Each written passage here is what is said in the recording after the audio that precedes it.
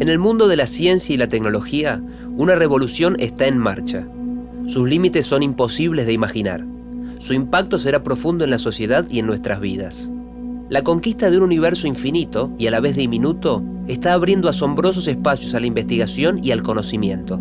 Sus aplicaciones abarcan desde los productos de uso diario hasta desarrollos que podrían transformar la existencia humana. La revolución crece, se multiplica, se acelera.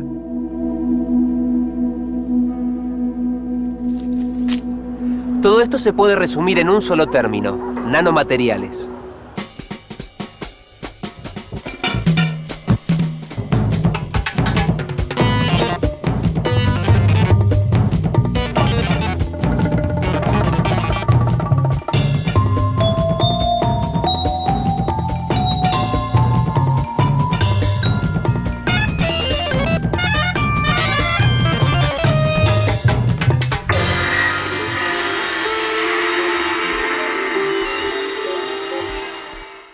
Nos referimos a la nanotecnología como la ciencia de lo pequeño o la revolución tecnológica hacia lo pequeño.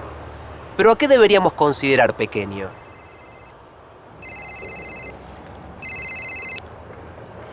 Hola, te llamo en un rato.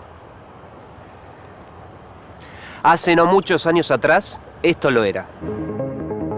Pequeño nos puede parecer el diámetro de un cabello humano, pero tendríamos que reducir decenas de miles de veces ese tamaño para llegar a los dominios de la nanotecnología. Para hablar de nanotecnología, primero hay que definir lo que es un nanómetro. Nanómetro es la 1000.000.000ª parte de un metro. ¿Cómo se puede imaginar esto? Agarren ustedes una regla y en la distancia de 1 milímetro, entre las dos rayitas de 1 milímetro, dibujen 1.000.000 de rayitas. Ese 1.000.000 de rayitas equiespaciadas dentro del milímetro van a estar separadas un nanómetro. ¿Qué quiere decir entonces nanotecnología? Nanotecnología son las ramas de la ciencia y de la tecnología que, trabajando juntas, desarrollan nuevos materiales y nuevos dispositivos aprovechando propiedades atómicas y moleculares a escala de los nanómetros.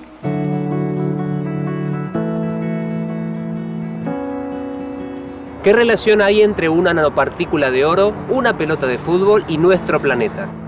Una relación de proporciones. La pelota es la misma cantidad de veces más chica con respecto a la Tierra que la nanopartícula de oro en relación con la pelota.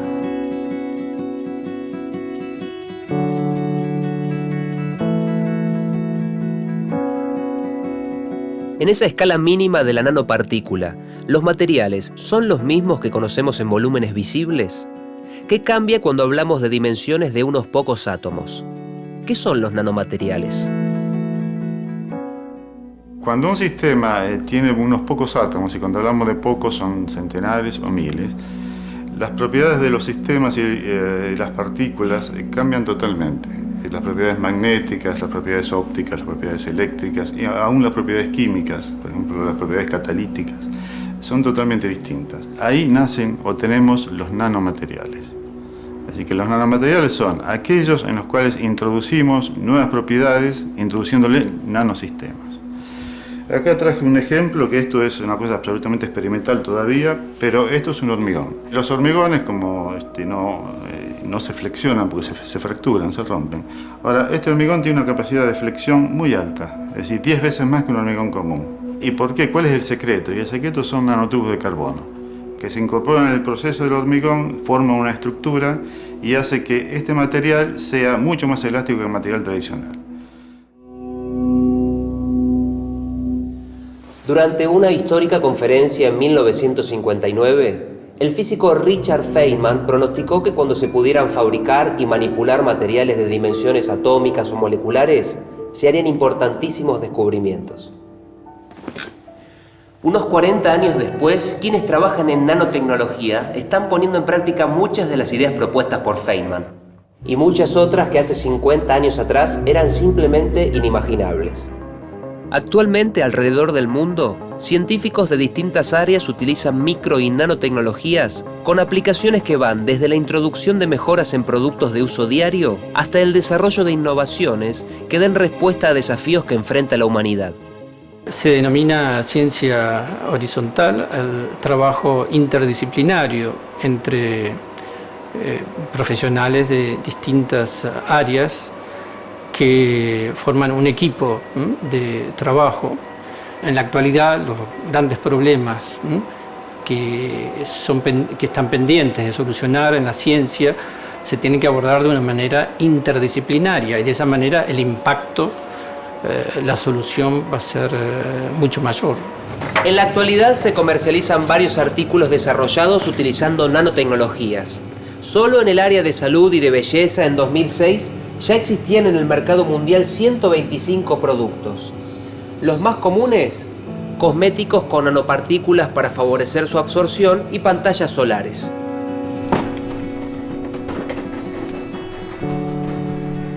También se utilizan nanotecnologías en la producción de componentes electrónicos, en el procesamiento y envasado de alimentos, en prendas con telas antimanchas, antiarrugas o con protección ante los rayos UV, en pinturas que resisten el rayado o en artículos deportivos como en raquetas de tenis o palos de hockey.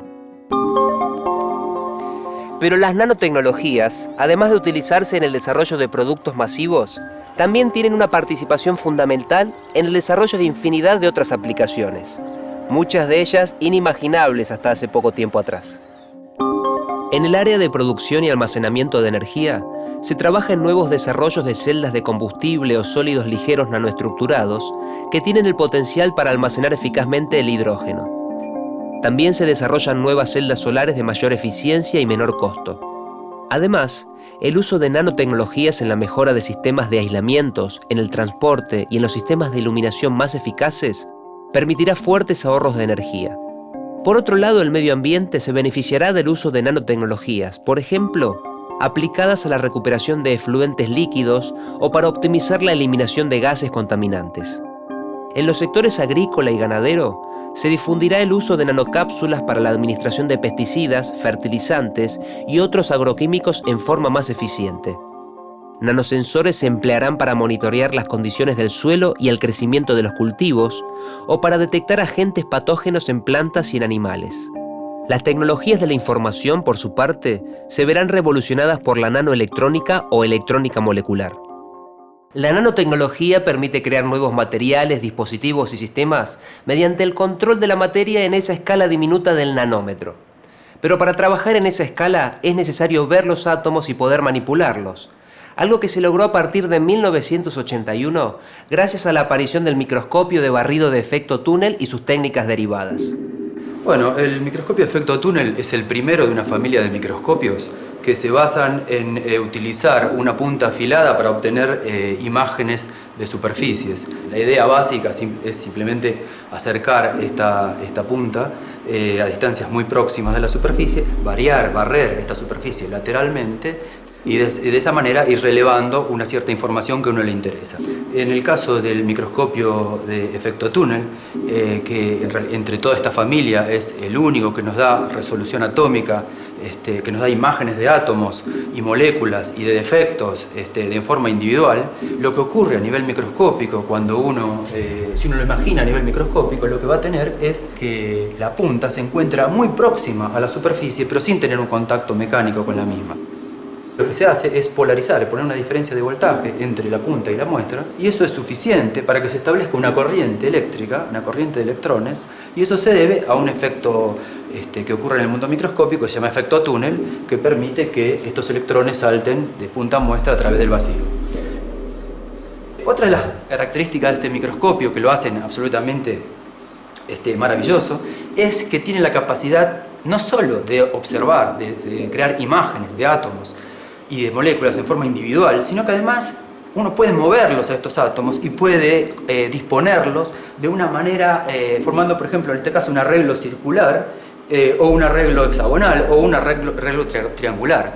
Es, por lo tanto, el microscopio una herramienta realmente única y una herramienta ideal para trabajar en el mundo de la nanociencia, porque te permite justamente llevar a cabo el objetivo, la idea es esencial, que es la de crear objetos de tamaño nanométrico de manera prediseñada.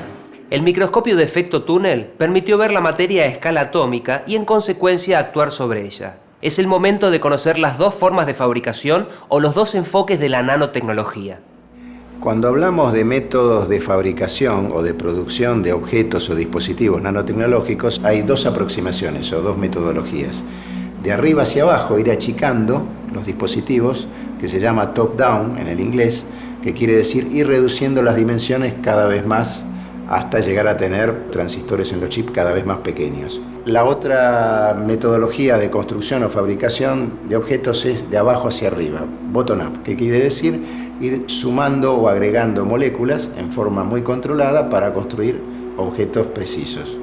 Estas son técnicas que actualmente están en proceso de investigación, en algún momento pasarán a escala industrial y van a permitir construir los chips del futuro.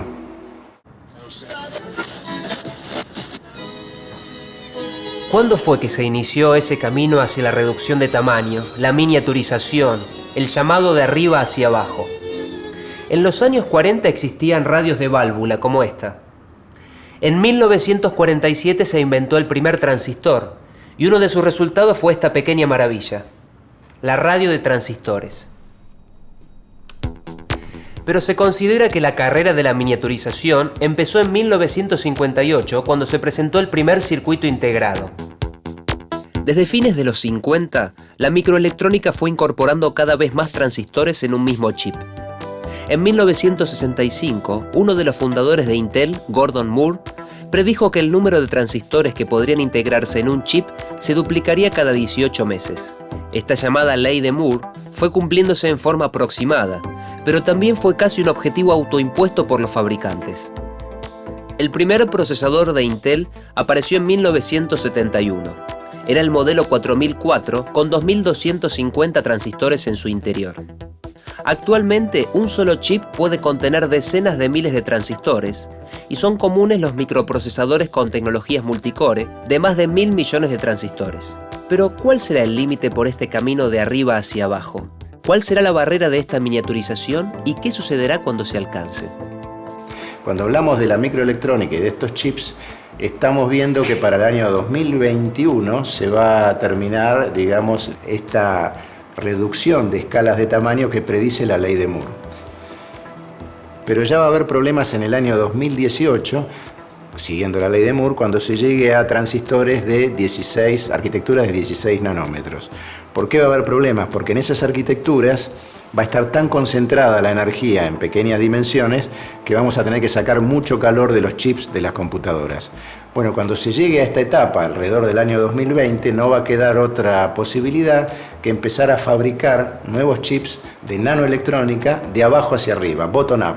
Esto va a permitir entrar en una nueva era de nanoelectrónica, de dispositivos más pequeños y probablemente más innovadores que los que están actualmente. Todo lo que nos rodea está compuesto por átomos, incluso nosotros mismos. A partir de los átomos se pueden construir nuevas estructuras, materiales funcionales o nanopartículas para distintas aplicaciones. Pero en 1 miligramo de materia hay miles de millones de átomos. Manipulándolos uno a uno, el tiempo que nos llevaría a construir algo sería incalculable. ¿Cómo se construye entonces átomo por átomo? Bueno, la segunda aproximación a la nanotecnología es la de empezar a fabricar objetos desde abajo hacia arriba, o lo que se llama la aproximación bottom-up. Recordemos que la nanotecnología, al trabajar en la escala del nanómetro, está en una escala intermedia entre los objetos cotidianos y los átomos y moléculas. Entonces, para una persona que trabaja con átomos, un nanómetro son 10 átomos puestos uno al lado del otro. Entonces, el desafío para la gente que viene desde abajo hacia arriba, para el bottom-up, es el de tomar los átomos, conocer sus reglas de combinación entre ellos, hacer química o física en la escala atómico-molecular y construir objetos cada vez más grandes.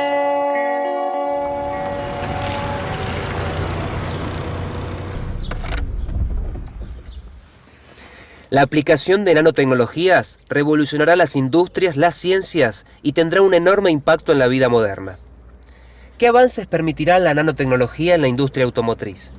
¿Cuáles serán las innovaciones que conoceremos en los próximos años? En los automóviles del futuro los parabrisas no se ensuciarán porque serán autolimpiantes. Tampoco se empañarán y además podrán regular la luz que proviene del exterior filtrando la radiación. Materiales como nanotubos de carbono podrán aumentar la eficacia de los paragolpes y a la vez reducir el peso de los vehículos. En lugar de focos, el coche tendrá lámparas extremadamente planas compuestas de nanoláminas lumínicas. En el interior, los asientos, revestidos con nanopartículas de carbono o grafito, serán totalmente ignífugos. Los autos tendrán una serie de nanosensores con distintas funciones, entre otras, detectar a distancia hasta ínfimas trazas de hielo sobre el camino. En los catalizadores que se encuentran en los caños de escape, ya se utilizan nanopartículas metálicas para optimizar la destrucción de gases contaminantes. Las pinturas del exterior, también por la acción de nanopartículas, harán que la superficie repela la suciedad y que sea imposible de rayar. Otra posibilidad que se estudia es la de experimentar con pinturas diseñadas con nanotecnología que puedan actuar como células solares y recargar la batería del vehículo mientras está estacionado. El conjunto de estas novedades permitirá la producción masiva de vehículos más prácticos, seguros, livianos, más ecológicos y más económicos. Vimos algunos ejemplos de aplicaciones de las nanopartículas, pero ¿cómo se fabrican y cuáles son sus propiedades? Se construyen típicamente con procedimientos que son los que se usan en la industria química, precipitación, aerosoles, llama, síntesis coloidal, síntesis de polímeros, una serie de procedimientos que están muy bien estudiados y que son industriales. Y de hecho se fabrican nanopartículas por tonelada en este momento. Uno de los casos típicos es los caños de escape de los autos. En los caños de escape de los autos, para evitar que salgan gases tóxicos como monóxido de carbono o hollín, se ponen catalizadores de nanopartículas metálicas. ¿Cómo se sintetizan estas partículas? Típicamente se toman precursores químicos y después se hace un poco de cocina, si se quiere un poco de cocina molecular, y se obtienen, por ejemplo, en este caso, que son nanopartículas de oro, que son de color violeta, las mismas que hacía Faraday hace 150 años, se obtienen por un proceso muy parecido al que podríamos hacer en cualquier mesada de cocina. Bueno, en estas cocinas, nosotros los nanoquímicos somos los chefs. Imaginemos que con solo 5 gramos de un material obtenemos otro en cantidad suficiente como para cubrir la superficie del campo de juego de una cancha de fútbol. Lo que parece el sueño imposible de un fabricante es una posibilidad concreta. Una nanopartícula, al ser muy pequeña, tiene una gran proporción de átomos en su superficie, en su exterior. Tienen distintas propiedades, los átomos que están adentro de los que están afuera. Entonces, cuando uno fabrica uno de estos materiales, tiene que tener muy en cuenta qué sucede en la superficie, porque la superficie es determinante en las propiedades. En 1 gramo de este polvo hay 1000 metros cuadrados de superficie expuesta. ¿Qué es lo interesante de tener tanta superficie específica? Que podemos ir a un montón de aplicaciones muy buenas. Acá en la Comisión de Energía Atómica, por ejemplo, sintetizamos esferas de óxido de titanio que son muy porosas, absorben contaminantes y después nos ayudamos con la luz para destruirlos. Eso se llama fotocatálisis. Usamos la luz del sol y un nanomaterial avanzado para purificar aguas, por ejemplo.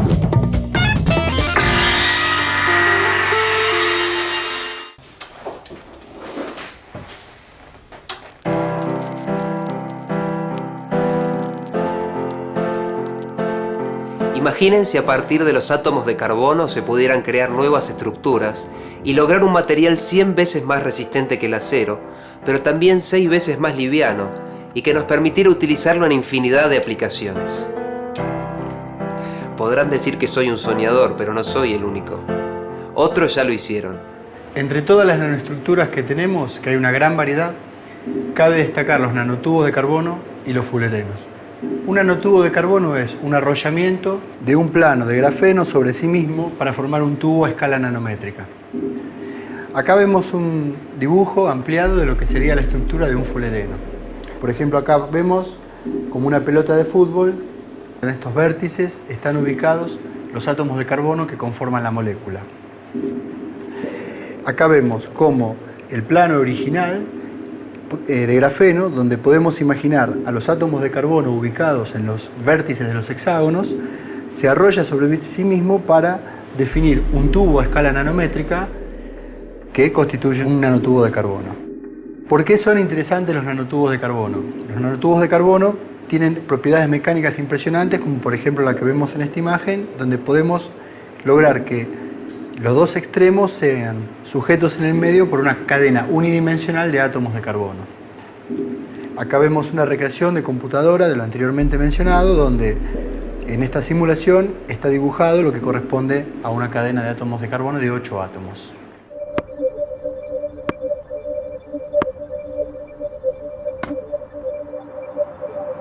Los nanotubos de carbono se emplean en productos nanotecnológicos que son de uso común en el mercado, como las raquetas de tenis, más resistentes y livianas. También se estudia su utilización en prótesis que no causan rechazo.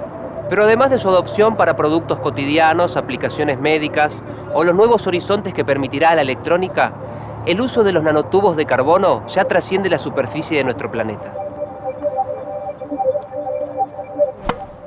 La nanotecnología y la microtecnología tienen un montón de cosas guardadas para usar en las misiones espaciales. Hay mucho por descubrir y hay muchas cosas que hoy ya se saben y ya se pueden fabricar que pueden traer muchísimas ventajas. Por ejemplo, en los sistemas espaciales se necesitan muchas cualidades importantes de los materiales, como una gran resistencia mecánica, como resistencia a la radiación, una gran disipación de temperatura, propiedades eléctricas, propiedades mecánicas, térmicas, son muy importantes en el espacio. Y la nanotecnología va a contribuir mucho en los próximos años con nanopartículas y con nanotubos. Los